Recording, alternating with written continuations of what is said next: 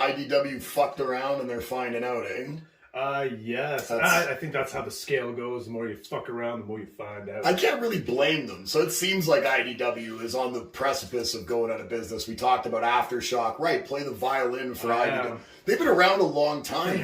They're a good publisher. Like, they've had a lot of really good titles. Yeah, like Ninja Turtles, Usagi Jimbo. G.I. Joe, Transformers. I mean, G.I. Joe and Transformers have now left, by the sounds of it. They're going to Skybound, which is an Image derivative. Oh, really? Or that's what the rumors on the street are. I don't think there's been any official announcement yet. If there has been, not entirely sure. But the talk of the town. IDW's stock has, in the last 5 years, taken a real hit. Traded on the NYSE was like $3.50, $3.75 like 5 years ago. Yeah. Now it's trading under $1. 94 cents, I believe, American is what it closed the week at. And you want to invest in some IDW? I don't, because you know who doesn't want to invest in IDW is any of the fans. No, that's very true. They're not going out of business because they make great content that people are willing to spend their money on. That's very true. People out in the world are willing to like your stuff on social media, but they're not willing to actually put their money where their mouth is. So IDW is probably awash with debt. And they probably can't cover themselves anymore. And they've gone out, found as much investor money as they could. They had all these licenses. At one point in time, they carried a whole bunch of licenses, like you were saying. Great licenses, too. And now they find themselves on the outs with an industry that apparently is booming, even though we hear that... That's what the mainstream media would tell you. It's booming. It's booming as far as movies for the MCU go. Yeah, that's about what the booming is where people sit on their ass and they watch a bunch of content. But when it comes to going out to your local bookstore, because, I mean, let's be honest, how many LCSs have we seen pop up and start thriving in your local city? We live in Edmonton. In your local city, ask yourself that in the last decade. While Marvel movies have taken an enormous money in, right? The gate has been tremendous for Marvel movies, even DC movies. It's basically all superhero movies nowadays. Streaming services have been taking in all sorts of money. Not really much anymore, but that's probably more because the field has so many more players on it now than they did, and people are spread so thin. But unless people think IDW's been making bad content, which I don't think. I don't think so. I think IDW is probably one of the preeminent publishers. They may not be Marvel, they may not be DC, but I think on a book-by-book basis, IDW makes excellent content just like everybody else. They had some really high-end licenses that probably cost them a lot of money to carry those licenses. I think they have real Ghostbusters, too. I think they have that. Really? Just by the way, I just like the real Ghostbusters, so I'll just throw that out there. Sorry to interrupt. No, that's fine. I'm just a little perturbed that the customers are going to be on social media crying about this, acting as if they're all egalitarian and they care so much, when in reality it's their dollars that keep not only their LCSs afloat, that had to front the money to IDW, and IDW has to front the money to get things published, and all of this stuff is going to go out of business, and we're not going to have these options now, but everybody's going to be on social media having a cry about it, and I don't think it's genuine at all. I think it's a lot of pomp and circumstance, a lot of smoke and mirrors, because if you really gave a shit, you'd be talking with your dollars. You'd be voting with your money, and you'd be keeping IDW in business, but instead, IDW is going to go under. We hear that heavy metal... ouch, yes. And heavy metal, obviously, a much more niche brand. It's something that's a little smaller in the circumference of the comic sphere that it covers, but it is still something that's been around a long. I mean, we've got some heavy metals from 1979 on the wall behind us here. Actually, when I got out of comic books a little bit when I was in junior high, heavy metal was the ones I turned to that I started reading because they were more adult. They showed the tits in it and everything. It was teenager, right? This is like in the 90s. But you don't like that stuff anymore? Oh no, I still do like it. Trust me, but I think more Spider-Man's taint turns me on more days. He always puts that out there, but. The thing is like, yeah, they're great books. I don't know what happened to them. And again, we just all boats and hoes over there. Again, it's very narrow, I think, with heavy metal because they don't cover so many bases like IDW does. Yeah. They do have a very, very small section of stuff that they do. IDW, like I said, had lots of licenses. At one point in time, IDW was telling content creators, we don't need a lot of original content because we have so many IPs under our umbrella right now that we're more concerned about trying to get a lot of stuff optioned, and they were relying on that. And again, I think that is a problem, and I'm not putting all this on consumers. You got to put some of this on the companies. I think they put far too many eggs in the basket of streaming.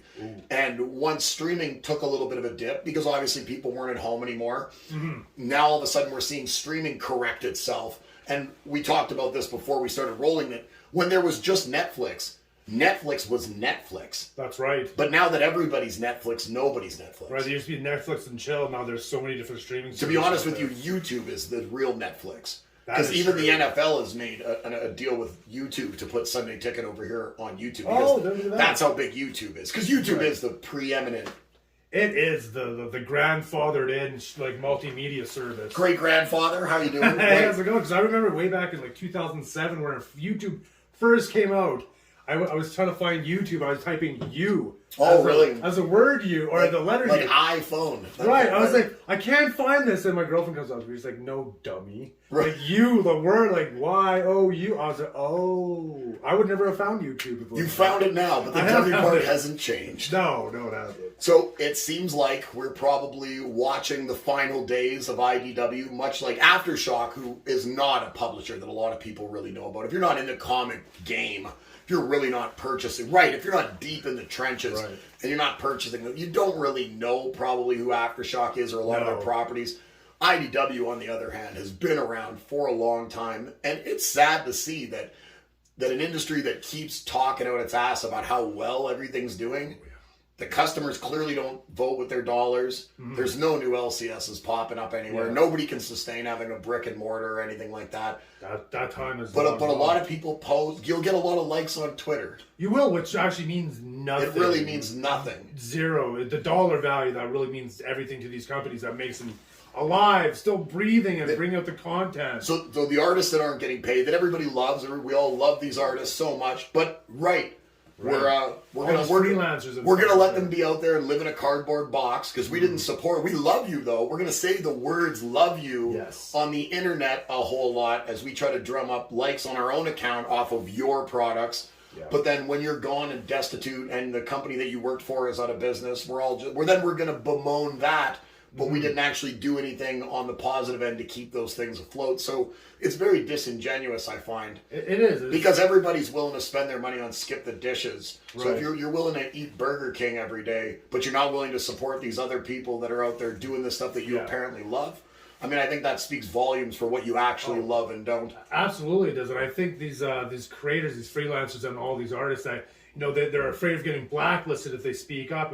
It's so unprofessional of them not paying you, and then they tell you don't say anything about this, or you get blacklisted. It's very hypocritical of the companies to do that. And I'm not entirely sure that's happening as much with IDW or with Aftershock. No, I'm just saying because I think we do see sort of murmurs happen with some of these guys, but we've heard that Marvel and DC have even been kicking the can down the road with payments for a lot of these guys. I've heard that too. 90 days, 120 days.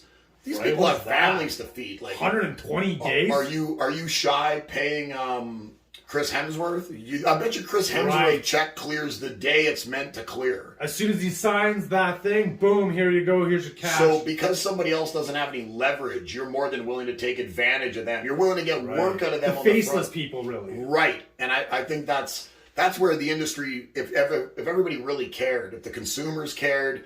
And you'd really be supporting these brands. You'd be supporting your LCSs. You'd be supporting these artists. But everybody says a lot of words, and there's not a lot of stuff to back it up. And unfortunately, on the ass end of Aftershock filing for Chapter 11, it seems like IDW is probably on their way to being delisted from the NYSE. Ouch. Right, and that's going to be huge because, I mean, that's going to remove a lot of their credibility in the public eye if they're not already there at 94 cents a share. You're going to see Heavy Metal, which is an imprint that's been around since before I was born. That now they've already moved their publishing over to Whatnot Publishing. Yes, that's right, Whatnot Publishing. And we'll see how Whatnot does because again, Whatnot is a lot like a lot of these other companies where we've dealt with Whatnot on a very small scale, but it seems like a company devoid of any customer service. It seems like a company that's again built on a bunch of investor dollars right now, and when those investor dollars dry up, much like we've seen with a lot of other, and you actually have to buoy yourself on your own performance or the amount of people that are using what you're doing and not the assumption that things will blow up like Amazon or Netflix or Tesla one day, and you'd have all this money front loaded to you. One day the debtors come calling.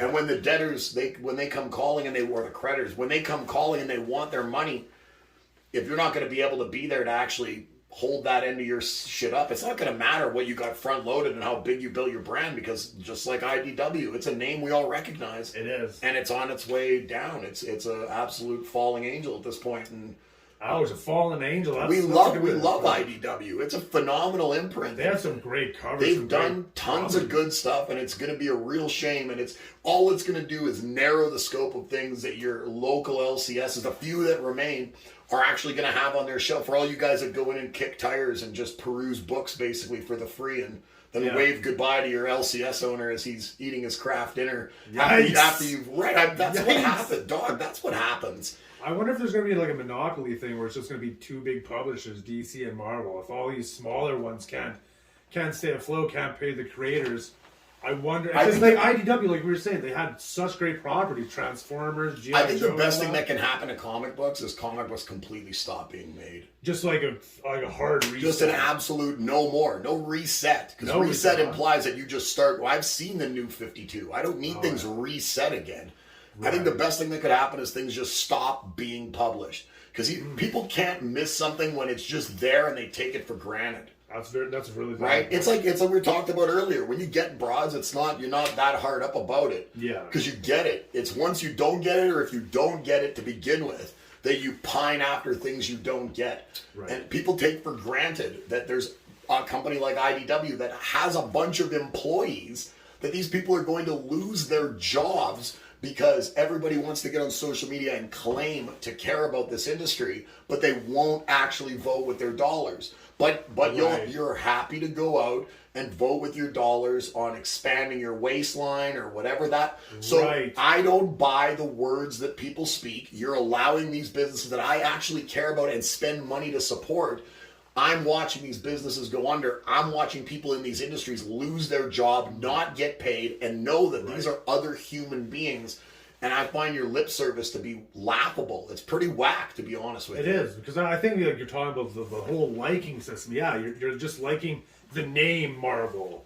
You're it's a Marvel post. I'll like it. But yeah, the like doesn't turn into anything, because if you, like you said, if you really did care, you would be, spending your money there. And if you don't like it, if they're devoid of creativity, if what your real issue is that what IDW makes is not something that's your bag, instead of, again, spending that 2 seconds liking something, don't like it. Better yet, voice your opinion and say what you don't like. Much like I'm saying a lot of these posturing social mediaites, I don't like what you do because it amounts to nothing in the grand scheme of things. Because if your employer only just liked you, just said like, oh, here's your weekly review, it, but go collect some pop cans on your way out to pay your bills, you wouldn't think that was chill. No, so put yourself in their You want to be, right? You want to actually be remunerated for the work that you do, and rightfully so. So if you liked something, you would think you would speak with your wallet and say, like, I like it. Or you think you would use your social media voice and go out there and say, we don't like what you're doing. We actually think a lot of this is devoid of creativity. This is the X, Y, Z of things I think you could improve on. And then I could justifiably come out and say, like, well, there's been a lot of pushback with the IDW stuff. Right? IDW hasn't only just been telling creator-owned products they don't need them because they have a lot of IPs. They haven't just been waiting in the wings for a bunch of streaming services to pick up the IPs that they do currently have licenses for. But there's been a lot of consumer pushback saying that the stuff that they do come out with isn't entertaining to read, isn't entertaining, the art isn't good to look at, but that's not what you hear. That's not the case, no. No, it's not what you hear. No, because we sold a lot of IDW comics. So there's a lot of just disingenuous people that are happy to spread around likes, and I think the criticism and I think a little bit of the fault falls on your shoulders. I think it's more of a selfish like, because like, I did my part, I liked it. Right. I'm not going to invest, because like you said, I'm going to invest in my waistline. Right. Invest in going deeper in debt, because I'm going to buy all these things I don't need, but... They don't have a problem paying Steph Curry $30-some million a year, so clearly people find the value there. Right. But we can't find the value in the medium that we claim to love so much. And there's nothing wrong with basketball. I'm not shitting on basketball, and I'm not shitting on your consumption of whatever the fuck you want to consume. Like, you want to support McDonald's because you don't want to, do your business. Right. Like, I'm not here to tell you, but this is a comic book channel at the end of the day. We love comic books, and I hate the idea that the people that did all this, like, we all support McFarlane to the ends of the earth. He hasn't come up with something new in 30 years. He just puts a crown on Spawn, and we're supposed to all just be like, wow. That's new. Wow, so new, phenomenal. But we keep McFarlane afloat because we're more than happy to have grandfathered him into the existence, and rightfully so. There's nothing wrong with Todd, No. but he's also not going to come along and save these other publishers. That when there's no publishers left and Todd's still a millionaire, nobody's going to care that these artists are pouring out of business now, and they're working at your local Salvation Army. That's right. Right, and that's where I think that people have lost the plot, unfortunately. Yikes. I'm done bitching about this. Right, that's a kind of a dark future we're headed If this is the last video we do before IDW closes its doors, then it's been real. We really did enjoy your stuff. We repped your stuff. We bought your stuff. We liked a lot of the IPs you did. We thought you did justice to a lot of the licenses. And it's a real shame to see that a lot of the customers out there talk a big game and they can't actually back their big game up with anything else.